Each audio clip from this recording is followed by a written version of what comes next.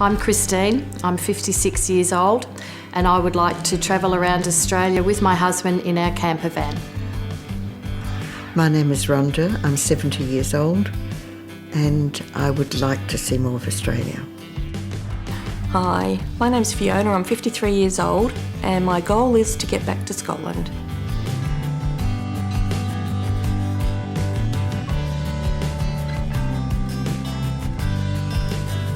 I'd been bleeding very heavily, which was attributed to menopause because I was 51, so we didn't think too much about it. And then eventually I went and had some scans and tests done and was suggested that I go to a gynaecologist for further investigation.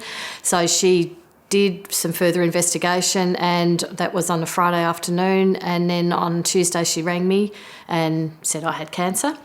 And I was at the oncologist that night and I was in hospital Monday morning. It was just a huge shock. And not a lot of time to think. My diagnosis was given to me by my GP. About 5 days prior to that, I'd had a smear test, which I had to convince the GP I saw that day to give me because he wasn't going to do it. Because I'd had excessive bleeding for so long, he said it wouldn't work. But I convinced him to do it, and luckily, when I got the results, it was clear cell carcinoma of the endometrium, which is one of the most aggressive cancers. And basically, the time frame, if I'd left it any longer, I probably wouldn't be sitting here today. I was pretty certain that's what it was. I'm actually a nurse, so I kind of knew the signs and the symptoms, and once I got the lower back pain, that's when I thought, hang on a minute, something's really wrong. And because I was going through menopause as well, the symptoms were masked because of that, which is a real problem for some women.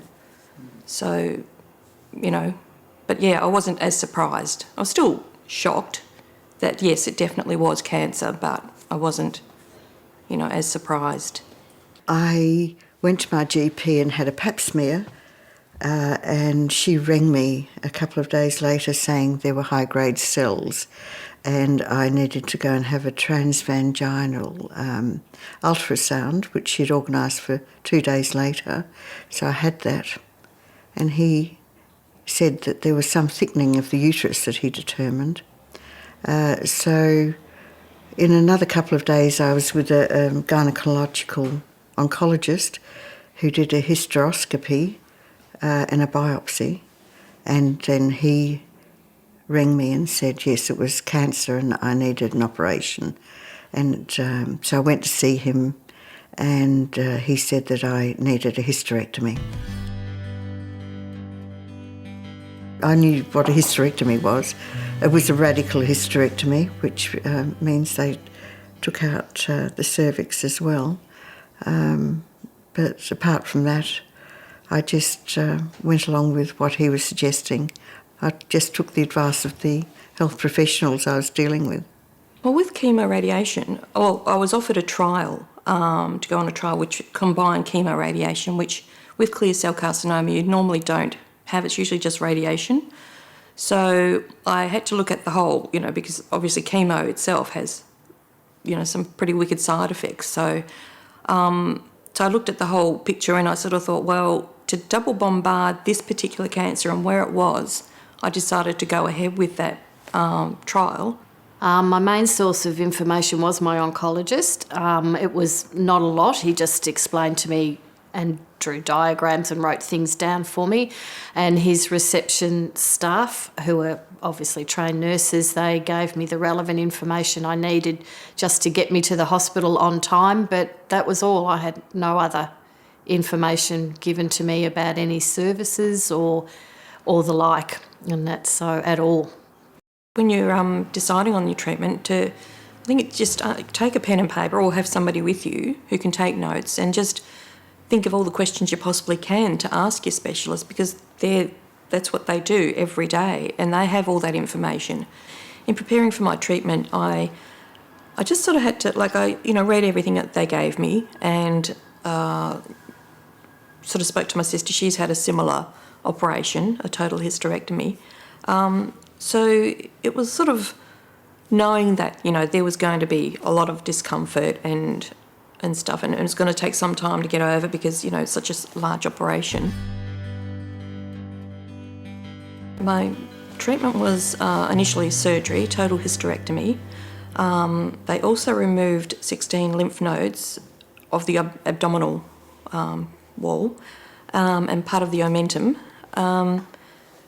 So that was, I was sort of in a couple of nights, but then sort of sent home. But then after all that, I had started chemo radiation, the combination. Well, it was after the radical hysterectomy that I was told that I had stage 1A papillary serous cancer, which was an unusual cancer for the uterus. It's normally found in the ovaries, and it's quite aggressive. So I was told that I needed brachytherapy, and that had to be done not at the Mercy but at the Peter MacCallum.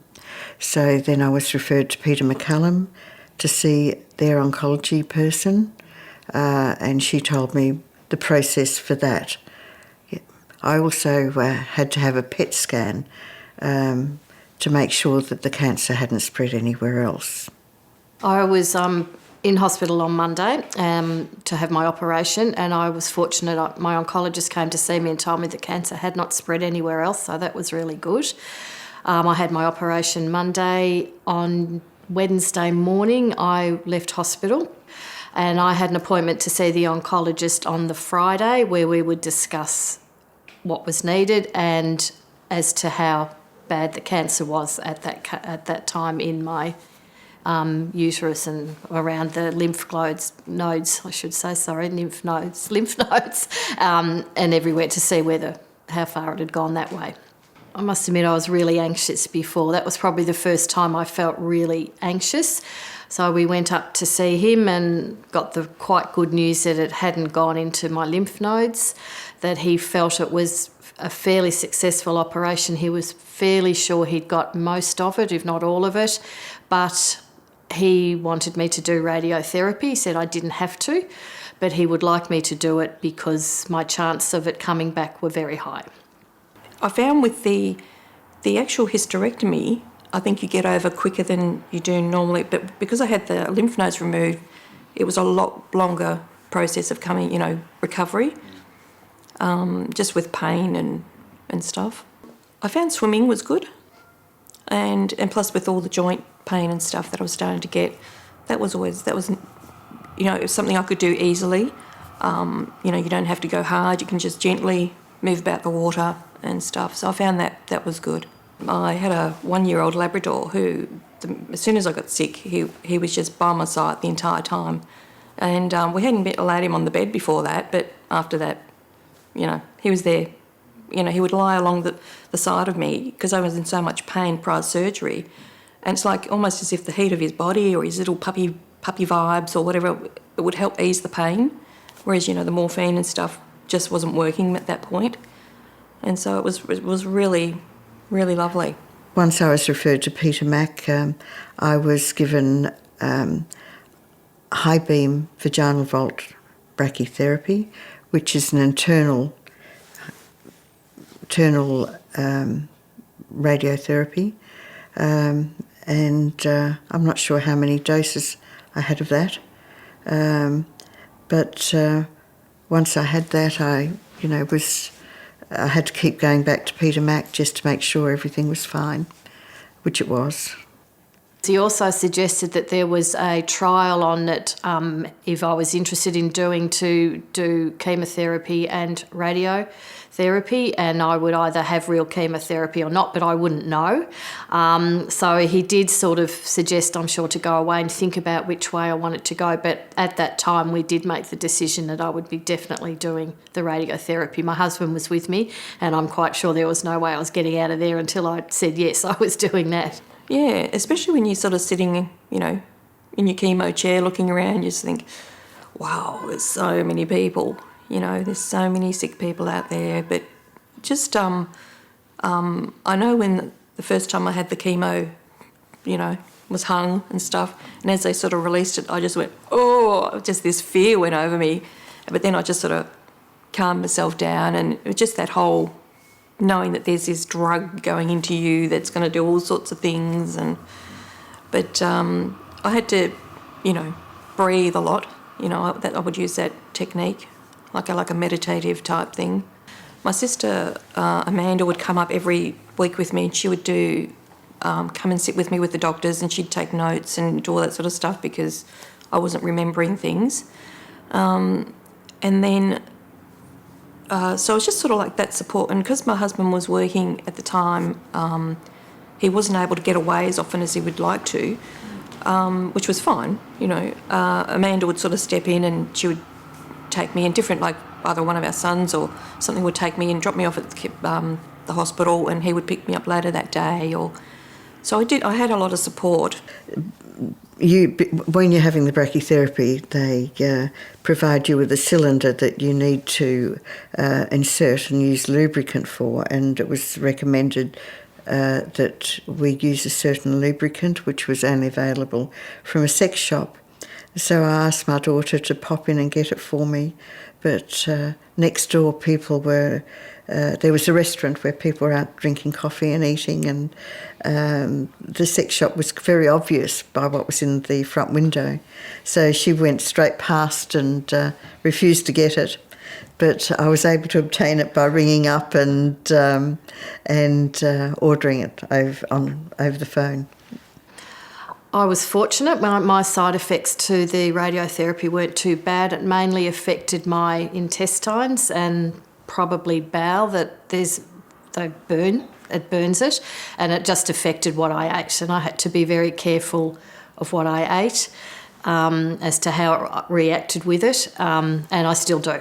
That's the only long-term side effect that I have, is that I have to be careful on what type of food I eat, because it doesn't always process as well as it could. I went to the Peter Mac, the library. There was a lot of information there, and the staff there are brilliant. They sort of show you different things and give you different information. I did Google some stuff, but my main thing was the information from the specialists and stuff like that. That they've researched, they know what they're talking about. So I'd had 2 operations within a few months where I'd had my stomach open, so I was having some difficulty, and I went along to, I was referred to a rehab program at Donvale, and I had some intensive physio there, which was excellent, and I followed that up with some at my local council, an exercise program at my local council. The Look Good, Feel Better program at the Austin was, it was a really good day. It's a whole pile of women get together, and we're all going through the same things. Some are different stages of losing their hair or growing back, and so you sort of play with wigs and you put on makeup and try different scarves and things, and it's an information day as well, sort of just making you say, sort of saying that by looking good, you will feel better. That's the whole premise of the program, and it was a really fun day. And I just, I sort of still had my hair at that stage, but that was to come. But that was okay. I think now in hindsight from my treatment, I do wish I had have known a bit more about support groups. I'm involved in Cancer Connect, and I wish I had have known a little bit more about the support that they offer. And there are quite a few support services of people to talk to. And now that I think back, I'm thinking that I really could have talked to someone and it would have been to my benefit. But at the time I didn't really know, and I didn't look into it myself either. Well, I think it must help quite a lot, just on small things, on how someone else felt and through it. I mean, I felt tired, really tired all the time, which I knew would happen. But then 2, 3, 4 years later, I still get very tired. So to have someone say to me, yes, I still feel that tired too, that might have made me relax a little bit, because I'm sure at times when I did feel tired, I was thinking, oh my goodness, is something wrong again? So I think, it would have been just peace of mind to chat to somebody. I think because of where the cancer was, obviously it was going to be a problem with the physical side of things, you know, with the sexual things. So they went through that a lot with me, discussed different things and ways to get around it, and it has changed. But it's fine, you know, you just do things differently. I think my strength probably comes from the fact that there's been a lot of cancer in our family. My sister, my father, it's been around us a long time.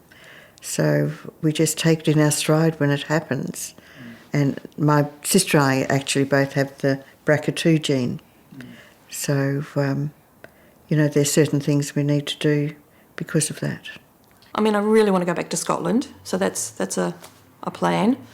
I know when I was sick, when I was going through it, my sisters and mum bought me Robbie Williams tickets, so that was what I had to look forward to after treatment and later on in that year. So that was my goal, get to Robbie.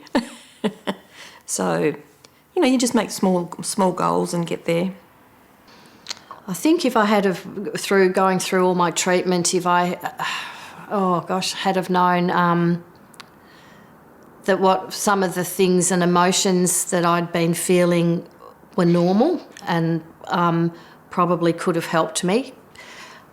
Especially after my treatment, I did feel quite depressed for about 6 months. And if I had have sought help, I probably would have realised that that was a fairly normal reaction to end of treatment. And that probably would have helped quite a lot. So I probably really should have sought emotional support at the time, and I did not. And that was a mistake. It is a funny transition. It's, I think, well, because I'm not a, you know, look at me kind of person, so it wasn't as hard to do that transition. So, but yeah, and because I'm sort of still not 100%, it's hard because people expect that you will be back and up and running, and I don't look ill. So that's difficult, you know, like bodily, it's just not working properly, but people sort of, you know, expect that you should be, you know, that was years ago, what's wrong with you, you know? Accept help from people when they offer. They usually genuinely mean it, and accept it. Don't feel, you know, that you can't. Get all the information you can, listen to your specialists, and go to the libraries or go to someone like Breckham and, you know, the Cancer Council, that's what they're there for. They've got, you know, oodles of information and stuff. So get all the information together, talk to family, talk to friends, whatever you need to do, and then just to sort of decide. But the one thing is to be kind to yourself and don't try and rush back into your life before. You know, people sort of saying, oh, I'll get back to work. I thought, yeah, I went back way too soon. But I was really, it was great being back, but then I realised I couldn't cope with it. I couldn't do it physically. You know, I'm supposed to be helping, you know, my patients and stuff, but, you know, they were helping me. So I think really be kind to yourself and take it slowly.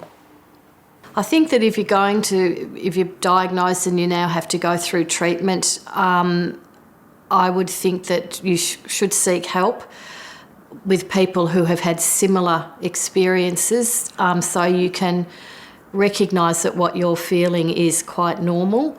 I also did find yoga very helpful and slightly meditative. I'm still getting good at it, but I'm getting there. That time out was good.